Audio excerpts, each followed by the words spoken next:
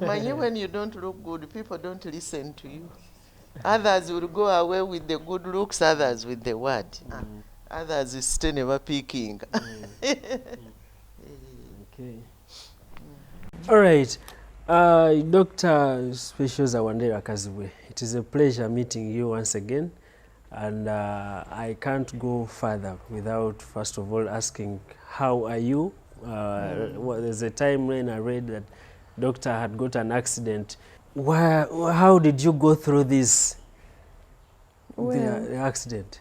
Yes, my vehicle got a front tire burst. Sorry. And we went off the road. Luckily enough, we were at a moderate speed. You know, for me, I sit in front and I control the driver. I don't go beyond the 80 kilometers per hour. That saved us. And there was an embankment. When we went off the road, we sliced through a wooden electric tree, and I got an injury to my back. Oh. But my back was injured many years ago in 1986 when I was still much younger. I got a disc prolapse, I became paralyzed, so I know how to manage my back. And now I'm okay. I was supposed to go for surgery, but I said no. I'm okay. I'm dancing, which is part of the exercise. I do my exercises. What I have failed is to take off the extra weight. It should be one of the things I should do. But by the grace of God, my ankles, my knees are okay. God cannot be that bad to give me a bad back and bad knees. And So, yes, so I'm why very do you much call okay it an now. extra weight? Well, normally, I've always been very big from birth. I weighed 13 pounds, which is about 6 kilograms. So I have never been portable. So everything on me, I'm sure my heart is okay, it can manage. But as you grow older, you know, you need to be within a certain limit. So I need to take off about 5 to 6 kilograms, and I'll be okay. Do you feel missing something from not being portable? No. You know, beauty is in the eyes of the beholder. And the contrary, you know, Africans, they still want to give birth. So even in our culture, they would take a girl in a room for at least 2 to 3 weeks before the wedding to fatten her, which is very scientific. Because when you are not portable, you are likely to get pregnant faster. Yes. Isn't that just a myth? No, it is very scientific. Sure. Yes.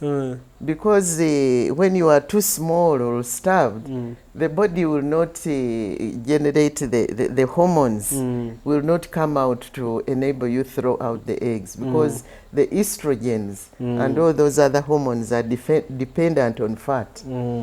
So that fat helps the eggs to mature quickly, they come out quickly, and we fat people are likely to get twins, which I did. So here I am. Yes, so there's you know, people always say this one is obese and whatever, but that is for insurance purposes, really. It is insurance people who came in with this body metabolic rate, not doctors. Because you find people who are small, they are hypertensive, they are dying from heart disease. So each one, you know, where do I fall within the Bell's curve, which is guided by what was your weight when you were born and at a particular stage in life. Otherwise, for me, I've already carried my weight very, very easily because I was born with it. Okay. Normally, I hear people say that most single parents, or most single mothers, normally as a result of being fat. Well, they don't have the extra stress of looking after a husband. Yes, But I was never a single parent. Salongo was there. Now I have another husband. So I have never believed in being single, by the way. Okay. Everybody needs a partner. I get you. It reduces it's nice for somebody to tell you you are beautiful, you are very nice, to be appreciated either way. So, and it's very interesting the way people interpret this business of being fat or thin and associating it with wellness. What I know, what has been researched is that when people are stressed, they tend to like eating sweet things. And if you don't exercise, you pile it on.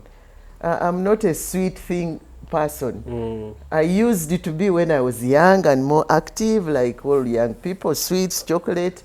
But now, I'm okay. I take my full flask of tea without sugar the whole day. When I know my brain needs sugar, I put it in my tea. I'm not diabetic. So there I am at 70. Yes. That is interesting because even recently I was listening to a great speaker who was saying that in the forthcoming generation they shall have only single parents and marriage will be a no-go zone area. What is the basis for that? It is here among you, the elite, who think that, oh, I need a beautiful house, I need to take my child to this, so if I get married. In fact, what should happen now is because girls are educated and they are working, it is that partnership which makes you sit together and see how shall we manage the accounts of the home. And knowing this hype of gender issues is not in the home. In the home, it's about partnership. You're looking out for each other and making sure that when you come home, there is comfort. Whether you are educated or not, we all need the same things. In the villages, people are wanting to be married, you know. They are getting married. I got all of the children I've raised married. You grow up here, you must find a spouse and get married. It's not a bed of roses, yes, but it is a need which is the mother of invention. If you are not challenged, you end up a moron. So life is very interesting. I get you. Okay, that's a point. I hope my friend Dan has taken something as He's not married. I don't know what. No, people think everybody has a stereotype of marriage. I think depending on how they were raised, and then the peer pressure now, you must have a car, you must have this. No. I grew up in a polygamous home. Family. And I'm really happy to share everything. Yes. Many children, many relatives. I'm in for the traditional, cultural family background which gives support. No need for now mental illness in towns. Now it is the hype. Pay attention to mental illness. In the villages, only people who were schizophrenic were an issue. You hardly found people who were depressed because there was so much family, clan support, community support. For me, that's the kind of life I've even tried to get my children to believe in. If they do it. How did you deal with indoctrination in regards to marriage? Because I know there are some of those things that you are told while you are growing up, but when you became independent, you say, no, I need to do away with this. I have never been independent. Independent from what? And from who? No man is an island. I depend on everybody around me. And I think that's why I look like this at 70. You know, when you think that because I have a job, I do this, I'm independent, I don't believe in that. I'm a proper communist when it comes to family life.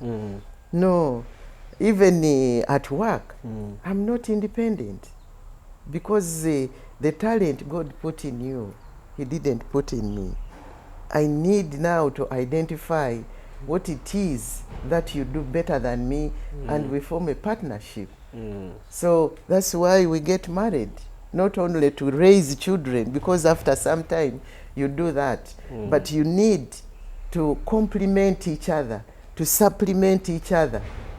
And in the process, yeah, the energies are fighting and doing what until each one finds your level, whether it's at work or not at work.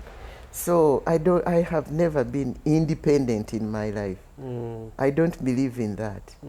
This kind of I'm independent. Even children, when they go away, they think they are independent. But always when they get problems, they come back home. So don't you think they come back home because of your worth and value? Everybody is valuable. Because there is no price to emotional support. Really. You can't put a price on it. And the people you have grown up with, keep them. Your parents, even if they raised you, my children tell me, Mommy, at one time we thought you were not our mother. Now that they've grown up and have children, they've started behaving exactly the way.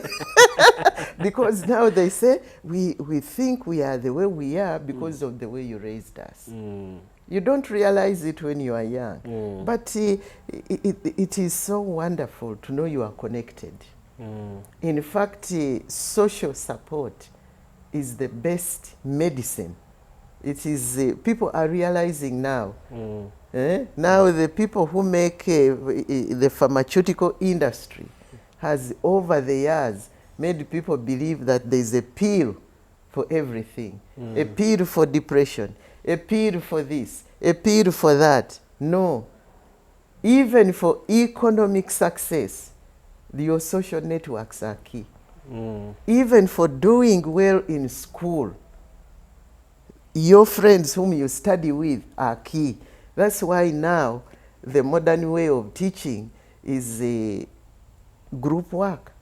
The teacher introduces the subject, you go and do your research, each one of you, and then you come and present a group solution to that problem. So really, there is so much misinformation. I think it was brought in by capitalism, which has now been dismantled completely. Yes. It is the best medicine is social support. Okay. For it is the solution. Yeah, because sometimes you think things are so bad.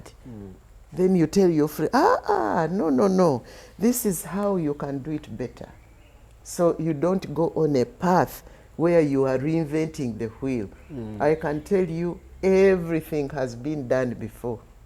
Even this IT thing, people thought about it even before World War I. It could be because people have been betrayed by those they may put in their cycles, and that's why they tend to be independent. This is it. So, you know, what you have to learn are the soft skills of discerning who is lying and who is, because this is also about character, because human beings want to be successful. Now, the quantum theory of physics says there is a quantum of everything. So, when somebody, if you are both aspiring for the same thing, nature, by nature and the quantum theory, one of you will wish to rush forward. But that doesn't mean they will be successful, because they would have left a quantum of what they need to succeed behind. So they will get there and then look behind. Even the best runners, even if they are number one, they wouldn't be number one without other people running with them. So this is... Unless otherwise you'll run alone. You'll run alone you are the number one and you're the number last. Then you'll not be the best. How would you measure your success then? Without other people. And this is where really, even as we move forward, is and sometimes You don't realize it when you are growing up. You get jealous of each other. Even jealousy, which is moderate, is good. It shows you have ambition to succeed. But how do you make it happen is to catch up, get into the circles of people you admire, so that together you can all succeed.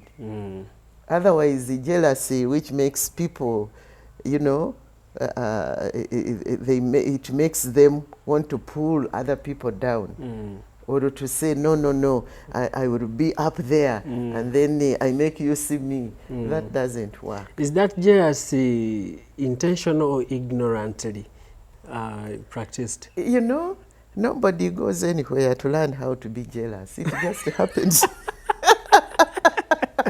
Yes, it's how you deal with it. It's a very normal phenomenon. It's how you deal with it. And that is why living with other people, getting to know how they succeeded without killing anybody, and I'm not meaning literal killing, or pulling other people down or talking negatively about them. This is where the social networks help. Because within that social network, you'll get people who are good at counseling, those who are good at doing things, those who are good at writing. And that is how we should be able to succeed at any level. That's why family is important. Being a single parent is very difficult, because when you go home and there is nobody to quarrel about, why didn't you do this? It is all a process of learning. And if you take it that way, life becomes easy, and you smile more than frown. And that is how you remain mboko until very late in life. Okay. Yes. Thank you very much, Doctor, for that opening insight. Yes. But